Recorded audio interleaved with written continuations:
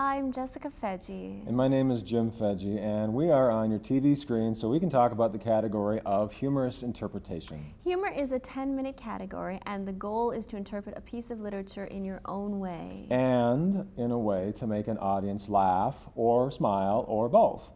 The performer could be doing anything from narrating a story in a single voice to playing many different characters with many different voices. Both Jess and I competed in it once upon a time, and both of us coach it, and both of us have very, very different coaching styles, but we do agree on a handful of key things when judging it or coaching it or performing it. Okay, first of all, the performer must give a clean and easy to follow performance. You have to be able to tell the characters from one another and be able to understand everything. That may sound basic, but audiences need consistency. If a character starts out with a high voice and a specific way of moving, the character needs to stay that way. Without consistency, people don't get it. So the performer can barely sustain a particular voice. Probably it would be a good idea to find another voice if they can't do it. This here, just for you, this is Jess's favorite voice. Hello, so nice to meet you. She loves that one. Second of all, the performer should have a piece that A, he or she can do. Which means if the performer can only do 3 voices well, why give them a piece with 15 different characters? And B, one that's appropriate for high school speech. There's a lot of funny material out there, and some of it is appropriate for high school speech and some of it isn't. Some of the stay away from stuff might include pieces that have a lot of sex humor, which can be really funny in a different context, just not in high school competition. We don't know a lot of adult judges who want to watch teenagers make a lot of sex jokes. It's probably a good idea, too, for performers to think that they are funny. You don't tell other people jokes that you don't think are particularly funny. And so it really doesn't make sense for humorous interpreters to interpret things that they don't think is very funny. It's pretty obvious which performers are really, really selling their pieces, and a big part of that is believing in the piece's humor. So, searching for the right piece, always worth the time. Third, the best performances are original. It doesn't matter if your piece is 30 years old or just was published. Audiences love to see originality in interpretation. What can you do with the piece, not how well you can imitate somebody else? Which is why I am not a particular fan of doing scripts from, say, well-known movies. If you get a performance by Jim Carrey, audiences are always going to think about Jim Carrey doing it, and it's going to be hard to break away from that image of Jim Carrey doing it. So find a piece you can interpret with originality. What different voices or characters can you do that you haven't seen anybody else do? Fourth, and this is my biggie, okay? Audience connection. The humorous interpreter has to find ways to communicate to the audience. I'm a confident performer, I'm funny, you're in good hands, the next 10 minutes of your life are going to be very, very well spent. And the best way to do that is with the eyes. Even as a performer is walking up to the front of the room, those eyes have to be looking around, making connections, like looking, and guess what? I've got something really, really cool to show you. It's the same piece from round to round, but any given performance should feel unique. Performers have to make their audiences feel like this is the one time only, very, very special performance.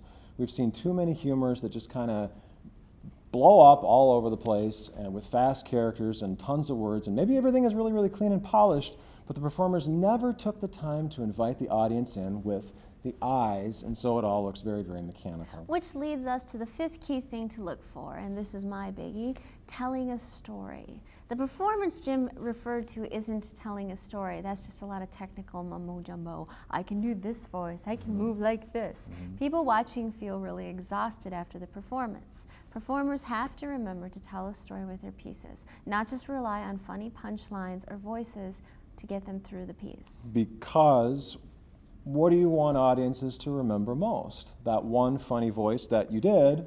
Or the great story that you told. The story is more satisfying, so hopefully you can find a piece that allows the story to be told. In addition, good stories wear well. Audiences get really tired of cheap sex jokes after the first time or goofy voice, but they'll listen to a really good story many times over. Yeah. And speaking of finding good pieces, It takes a lot of time when you do it right. And you can look just about anywhere. Publishing houses, local bookstores, one of the most convenient resources may be a tournament itself. Just seeing what's out there, and maybe that will make you think, oh, I never thought about doing that kind of a piece, or oh, that's a really good piece, but I want to recut it and maybe do it differently. Every June, the NFL publishes a list of all 200 qualifying humor pieces with publishing information, and that's a really helpful list if you have and you need ideas. Beyond that, the NFL is very eager to help coaches try to figure out how to negotiate each new category. So take advantage of NFLonline.org and find what the site has to offer you as you try to figure your way around one of the crowd favorites, humor interpretation. So once again, our things to look for in this category are as follows. 1, a performance that's consistent and easy to follow. Do the voice again. Okay. It's lovely, thank you. 2, a piece that's within the performer's abilities and makes sense for high school speech. 3, an original performance, not a mimic of somebody else. 4, establishing an audience connection, especially with the eyes, and that prepares people to laugh. And 5, making sure that there's a good story being told. Even in stand-up comedy, nobody remembers the one-liners as well as they remember the full routines, the stories. So thank you so much for your time, and we wish you well with the funny stuff. Harry? Harry! Harry! Later that night, Harry and Ron crept out underneath the invisibility cloak. They went into a room. The door was standing ajar. In the room, there was a magnificent mirror, the Mirror of Erised.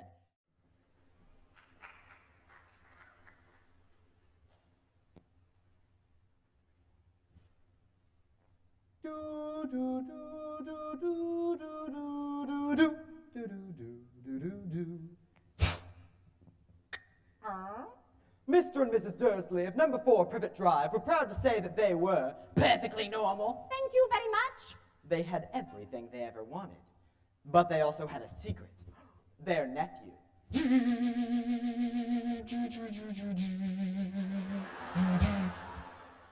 Oh. Whatever are we going to do, Vernon? We'll ignore it. Oh.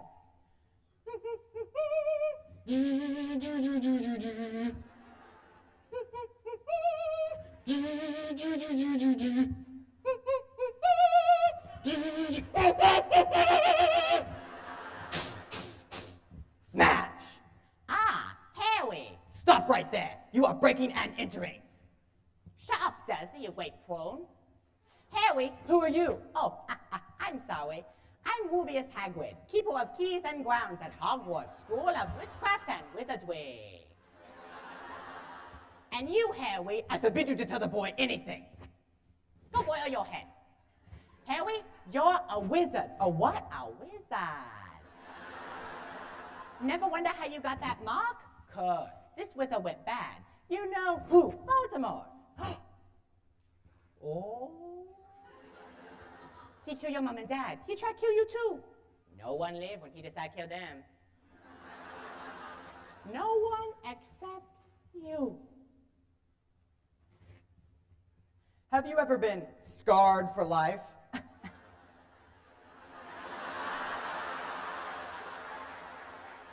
No, really. I mean, have you ever walked in on your parents while they were being brutally attacked by a psychotic wizard killer who was out to murder you too?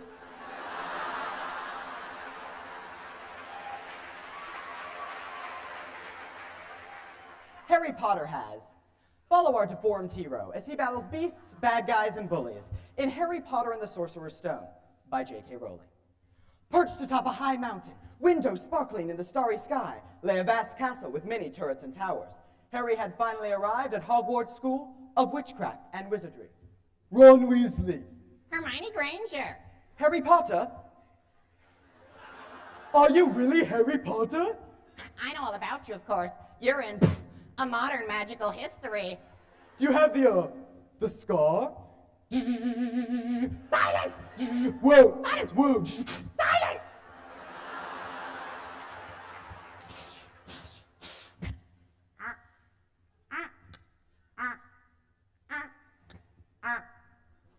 Thank you. I'm Professor Dumbledore, Headmaster of Hogwarts School of Witchcraft and Wizardry. And I have a start of term notice for you. Every everyone should know that the third floor corridor on the right-hand side is out of bounds. To everyone who does not wish to die, a very painful death. Ahem. And now bedtime. Off you trot. Ron? Bedtime. Off you trot. Bippity-boppity-boo. Harry was happy to be in Hogwarts, but it meant that he had potions with Professor Snape the next day. Ah, Potter, our new celebrity. Tell me, what would I get if I added powdered root of asphodel with an infusion of wormwood? I know. I don't know, sir. Tut, tut. Fame clearly isn't everything. Why does Snape hate me so much? Harry wondered, as he walked to his next class, Defense Against the Dark Arts with Professor Quirrell. Hello. I'm Professor Quirrell. Needless to say, Professor Quirrell's lesson was something of a joke. Bippity-boppity-boo. There are 142 staircases in Hogwarts. Does that mean we're lost? No, look. It's locked. Move over. Hello, Humorous! They were in the forbidden corridor, and now they knew why it was forbidden. They were staring straight into the eyes of a monstrous dog that had 3 heads.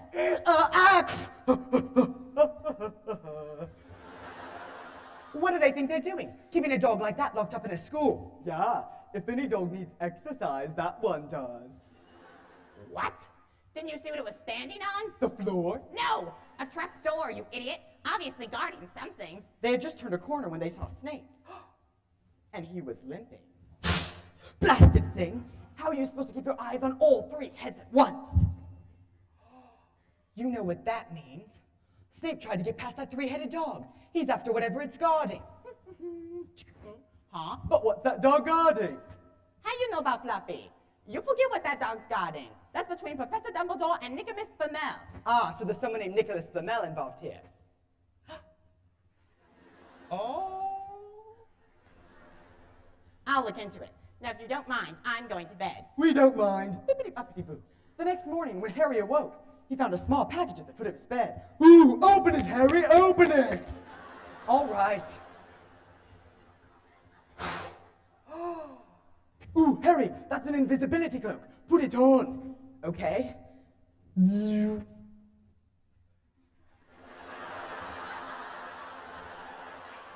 Harry? Harry! Harry!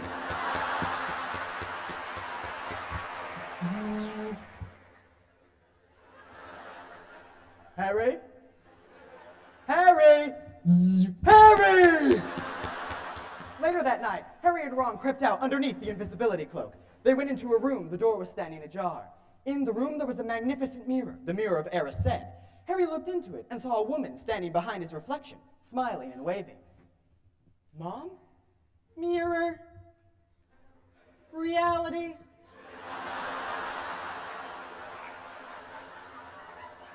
Dad? Mirror? Reality? Oh, hello, Harry. Ron? Professor Dumbledore, I didn't know Oh, don't worry, Harry. I don't need a cloak to become invisible. Ron? Do you know what this mirror does? No. It shows us nothing more and nothing less than the deepest, most desperate desires of our hearts. For you, Harry, that is your family. Oh, what do you see when you look in the mirror, Professor? Mirror? Hello? Reality?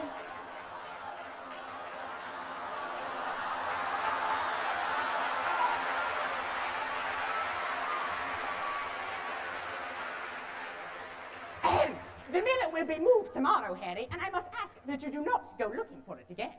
Bippity-boppity-boo. I found out who Nicolas Flamel is. He's the only known maker of the Sorcerer's Stone. The what? Honestly. A legendary substance that produces the elixir of life, making the drinker immortal. Oh, well then no wonder Snape's after it. And speaking of Snape, a hooded figure came down the front steps of the castle and went into the Forbidden Forest. Harry followed, and in a clearing, he saw Professor Snape and Professor Quirrell. Do you know how to get past that beast of Hagrid's yet? But Snape, You don't want me as your enemy, Quirrell. We'll have another little chat. When you've decided where your loyalties lie. Snape really is after the stone. Guys, Huh? Is that a unicorn? It was a unicorn, and it was dead. Something came over to it and started to drink its blood. Oh, the blood of unicorn will keep you alive, but you will live a cursed life. Unless our unit is to stay alive. Dun dun! Long enough. Dun dun! To drink the elixir of life. Dun dun! The Sorcerer's Stone. Right. So, Snape must be after that stone for Voldemort. I have to go after it tonight. Bippity-boppity-boo. Hagrid. Huh? Hagrid, you're the only one that knows how to get past Fluffy, aren't you? Oh, yeah, Fluffy Cake. You just play some music and he goes straight to sleep. Oh. You forget I say that. Hey, where are you going? I have to go after that stone tonight. Aloha Mora.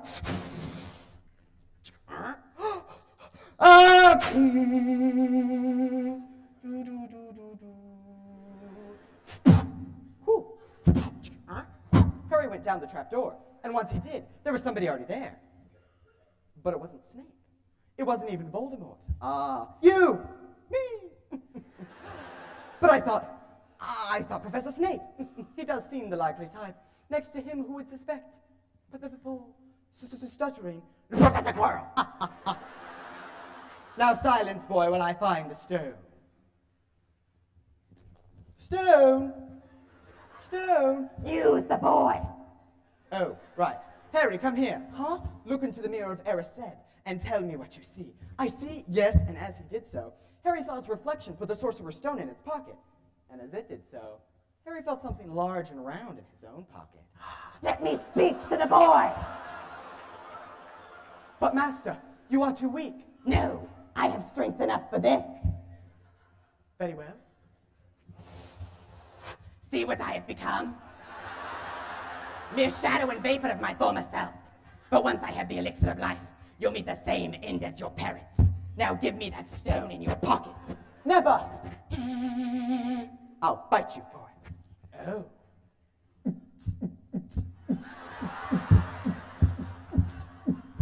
Dumbledore!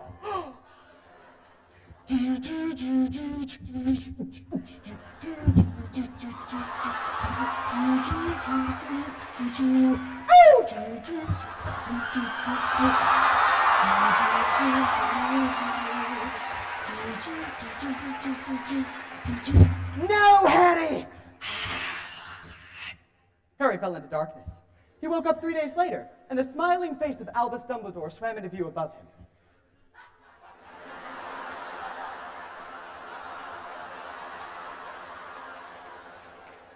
Good afternoon, Harry. Professor, the stone, Quirrell. Oh, don't worry. Professor Quirrell was unable to get it from you, and the stone was destroyed. And now, it's time for your award. And another year gone. It appeared that things would be back to normal next year. No! Or as normal as things ever were at Hogwarts.